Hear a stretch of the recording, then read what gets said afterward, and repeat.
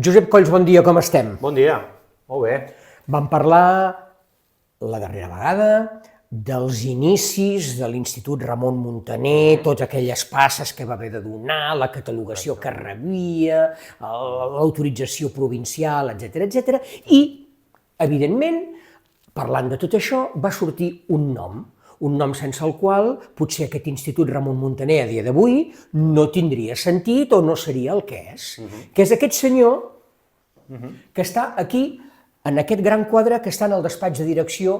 Per tant, el nostre agraïment a la direcció de l'Institut Ramon Muntaner, que hem ocupat per poder fer aquesta gravació. Qui és aquest senyor Josep Colls? Doncs aquest senyor que teniu aquí és en Julián González de Soto. El del carrer. Perquè jo aquests darrers dies, sabent que faríem això, a persones que conec els he dit, escolta, sí, González de Soto, què és? Un carrer. Va, molt bé, perfecte. Però un carrer d'aquí, qui era González de Soto? De 6 persones que ho he preguntat, vagament ho sabien 2. Per tant, bé estarà que tu ens donis la informació que et sembli bé sobre aquest senyor que va tenir tant a veure amb l'Institut. Començarem per una curiositat. Vinga. Saps que l'Institut va estar a punt de dir-se Institut González de Soto? No, ni idea. Doncs mira, el 1934 hi va haver un debat a Figueres, i promogut des del propi institut, per buscar-li un nom, perquè, esclar, fins a aquell moment això era un nom administratiu, no? Institut de Segunda Ensenyanza de Figueres. I volien donar-li un nom.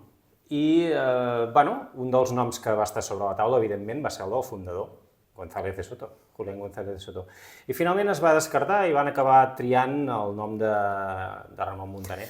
Pregunto, tu que ets historiador, a més has coordinat el llibre d'història de l'Institut Ramon Muntaner, el fet que aquest debat estigués l'any 34, per tant Segona República, i el fet que González de Soto hagués estat sacerdot, possiblement va jugar... Pot ser que el descartessin per això? Possiblement va jugar a la contra, atès que, evidentment, és un eclesiàstic, era un eclesiàstic. Sacerdot o religiós, però no sé si ho he dit bé. Era un monjo o era sacerdot? Ell pertanyia a un ordre religiós, que era l'ordre dels Pauls, pertanyia a l'ordre de Sant Vicenç de Paül, tot i que també es va ordenar capellà. Molt bé. És a dir, que era capellà, però al mateix temps va ser membre d'aquesta congregació. Ens deies la darrera vegada que vam parlar que aquest senyor va anar molt a França, oi que sí? Estava molt sol·licitat perquè posés en marxa establiments escolars. Sí. Aviam, després ja parlarem de com arriba a Figueres i què en sabem d'això, però si anem una mica més enrere en el temps, aquest senyor era aragonès, diguem-ho, va néixer a Ejea de los Caballeros, i llavors ell, per raons familiars, es va traslladar de petit a viure a Barbastre.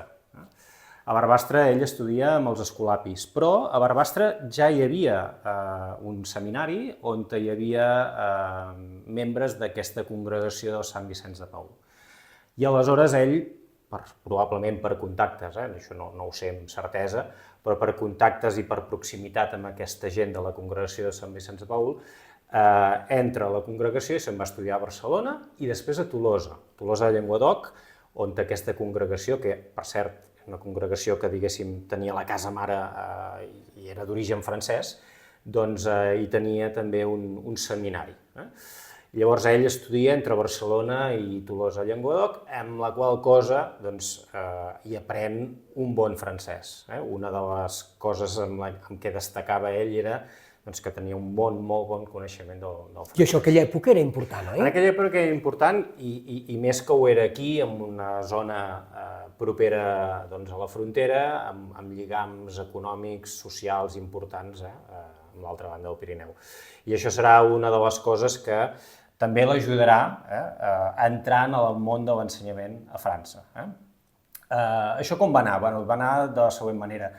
Ell havia estat estudiant a Barcelona i a Tolosa, sempre dintre d'establiments o cases de la congregació de Sant Vicenç de Paül, i ell en principi s'anava formant per anar a fer les missions. El que passa que l'home destacava bastant per les seves capacitats i varen considerar els seus superiors que més valia conservar-lo aquí Enviar-lo a les que nacions no pas era enviar-lo, desaprofitar-lo. exacte, enviar-lo a un destí bastant incert, no? I aleshores doncs, el mantenen aquí, es va movent per diferents cases de la congregació a València, Barbastre, va voltar bastant, l'home amb 20 i pocs anys voltava bastant. Fins i tot amb 24 anys és enviat a París en una mena d'assemblea de tota la congregació de Sant Vicenç de Paül, en representació de la congregació a Espanya. Vull dir que és un personatge que de ben jove despuntava, a més amb aquest coneixement bo del francès i de moltes altres branques de coneixement. Llavors, la cosa és la següent. El 1835, amb un González de Soto que té... És del 1803, oi? És del 1803, per tant era de 32 anys. De 32 anys, no, home, jove. El 1835 es produeix un fenomen que són les bullangues. Les bullangues són unes revoltes populars que varen tenir un caràcter molt anticlerical i que varen produir-se en diferents punts de Catalunya, Barcelona en especial, Reus. Llavors, en el decurs d'aquestes bullangues, el poble, diguem, assalta diferents establiments religiosos, convents, i un d'aquests establiments que va ser assaltat va ser justament la casa de la congregació de Sant Vicenç de Paül de Barcelona. Això, van salvar la pell pels pèls, diguéssim. I aleshores, doncs, el govern no els hi va garantir massa la seguretat i el que varen fer els Paüls va ser recollir-se cap a França. I se'n van anar en diferents establiments que tenia la congregació en el sud de França, sobretot a la zona del voltant de Carcassona i de Tolosa. I ell va parar en un col·legi, el Col·legi de Montalier, que era un col·legi que el portava justament la congregació de Sant Vicenç de Paül. Era una escola d'elit, En el sud de França hi havia diferents escoles d'elit. Una altra de bastant famosa és el Col·legi de Soresa, no gaire lluny d'allà. És a dir, estem parlant d'una zona que avui dia és el departament de l'Aude, amb capital a Carcassona. I ell, a partir de 1835, s'estableix aquí al Col·legi de Montalier i es dedica bàsicament a la tasca docent. I concretament li encarreguen que dirigeixi una secció destinada a alumnes espanyols que eren enviats a França una mica amb la idea de que tinguessin un bon aprenentatge del francès i també tinguem en compte que són enviats a França perquè l'ensenyament francès es considera un ensenyament amb més prestigi en aquell moment, en un moment en què encara a Espanya, diguem, el sistema educatiu està molt endarrerit i està encara molt basat en ensenyaments lligats a l'aprenentatge del llatí, la teologia, és a dir, és un ensenyament encara molt enquilossat, molt clerical, si m'ho permets, i per tant, hi ha famílies que s'ho poden permetre i que per raons, diguéssim, pràctiques, perquè volen donar als seus fills un ensenyament més pràctic, en què el francès hi tingui un pes, etc., doncs són enviats en aquests col·legis del sud de França. Entenc que són famílies amb una certa capacitat econòmica, no? Sí, perquè no crec que tothom pogués... No, perquè estem parlant d'internats, estem parlant de llocs on s'havien de pagar sumes importants. I per tant, estem parlant de gent que pertanyia a la burgesia, sobretot. I a partir d'aquí què passa amb Julián González de Soto? Julián González de Soto entenem que a partir d'aquest contacte amb alumnes espanyols tindrà contacte també amb famílies, és a dir, tindrà contacte amb els pares, tindrà contacte amb les famílies perquè en aquella època, bàsicament, per saber com anaven els fills, hi havia un contacte bàsicament a través de correspondència. I aquí és on les fonts històriques no ens donen gaire més informació, simplement ens diuen que en González de Soto va tenir contacte amb gent del país, probablement pares d'alumnes, i és a través d'aquests contactes que d'alguna manera, doncs, se li obre la porta de poder venir a Figueres. Val? Això li hauria de donar potser un prestigi, no? Li dona un notorietat. Li dona un prestigi, li dona una notorietat, li dona una fama i el van a buscar. I el van a buscar, o ell és coneixedor de que, també ho hem de dir, que a Figueres feia temps que es buscava algú per muntar un establiment educatiu, diguéssim, que donés un cert pes i donés, diguéssim, prestigiés els ensenyaments secundaris, sobretot, que és el que li faltava a Figueres. I això passa quan? Això passa el 1839. És a dir, en González de Soto desembarca a Figueres a inicis del 1839. No sabem la data exacta ni el moment exacte, però és una suposició que es basa en el fet de que a l'abril del 1839 a la premsa ja hi apareix un primer anunci on es diu que s'obrirà el Col·legio de Figueres sota la direcció de González de Soto. Per tant, va ser en aquell moment, o pocs mesos abans o poques setmanes abans, que González de Soto desembarca per aquí. Quants anys va estar aquí? Bueno, del 1839 fins al 1845. 6 anys. 6 anys. I va ser un mandat, va ser un balanç exitós i positiu, el que es recorda d'ell i el que es fa amb el pas de la història? Sí, però. Sí, però. Sempre hi ha un però. Perquè, diguéssim, hi ha 3 etapes. Val. El Col·legio de Figueres el munta en González de Soto com una iniciativa particular seva, però, evidentment, amb un gran ajut de l'Ajuntament. De fet, el 1839, diguéssim, es signa un conveni. L'Ajuntament de Figueres signa un conveni amb en González de Soto, pel qual en González de Soto engega aquest projecte, però se li cedeix l'edifici. Això era important, calia unes instal·lacions.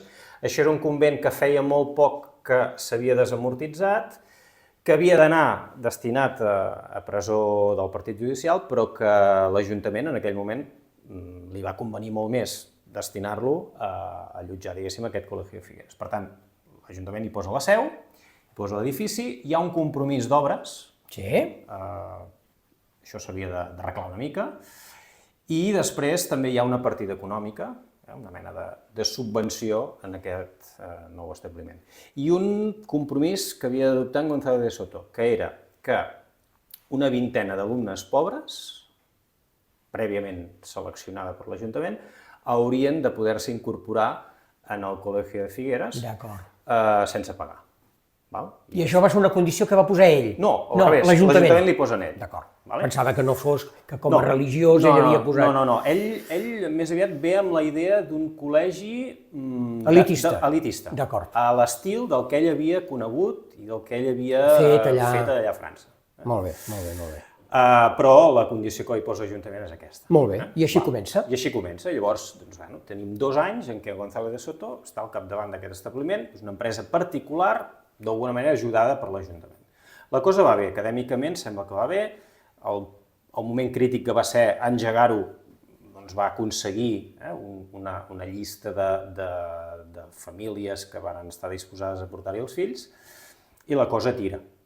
Però arriba un moment en què probablement aquí feien falta unes obres i feia falta uns ingressos que l'Ajuntament no podia assegurar? Que l'Ajuntament, d'alguna manera, si els havia de posar, volia tenir-hi més pes, i jo suposo també que en González de Soto va patir una mica econòmicament aquests 2 primers anys, de manera que s'arriba a una mena de compromís pel qual el Col·legi de Figueres passa a estar sota una tutela ja directament municipal i en González de Soto es queda com a director amb un sou que li reconeix el fet d'haver estat el fundador, però a partir de 1841, diguéssim ja, ocupant-se només dels aspectes de tipus pedagògic, organitzatius, però des d'un punt de vista pedagògic. Molt bé. I has dit que hi ha una tercera etapa? Hi ha una tercera etapa. Hi ha una tercera etapa cap al final, és a dir, cap al moment de finals del 43-44, en què la situació econòmica era complicada a nivell municipal i hi va haver un moment fins i tot que hi va haver dificultats per poder pagar sous del professorat, de manera que l'Ajuntament ha de fer una mena de pacte, renegociació de les condicions amb en González de Soto i li han de baixar el sou.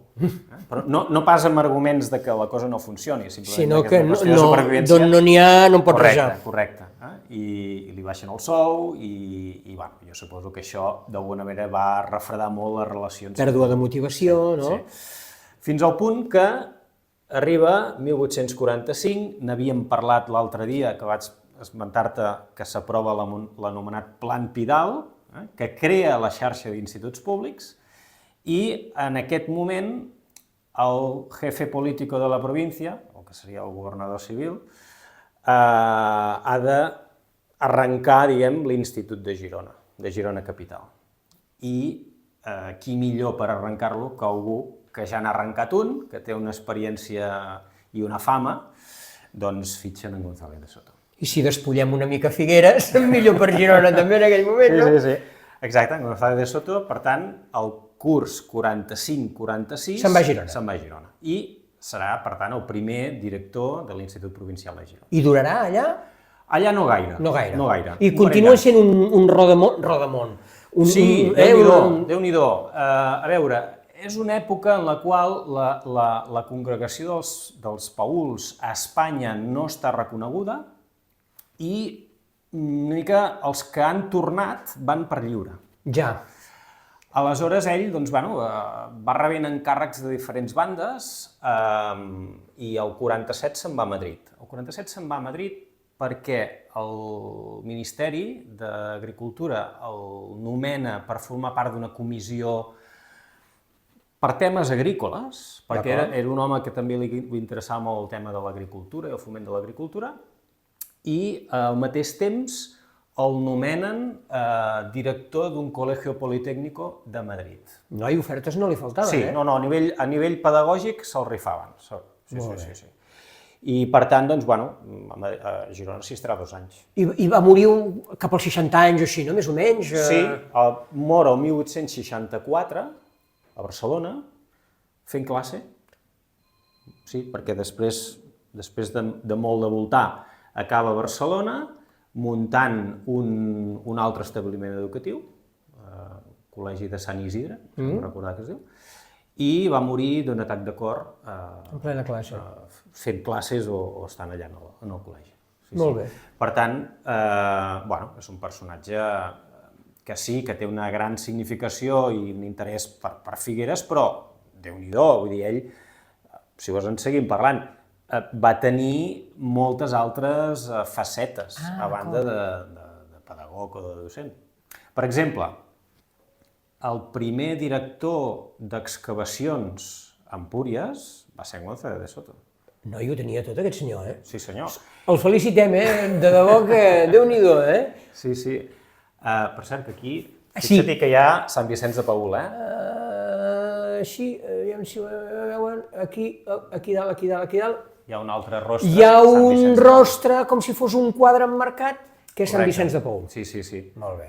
Doncs per la primera excavació d'Empúries, ell. Quan ell estava de director a Girona, en aquest impàs del 45 al 47, el govern vol engegar una campanya arqueològica amb cara i ulls, perquè ja s'hi havia fet alguna coseta però bastant destralera, i nomenen en ell com a director d'aquesta excavació.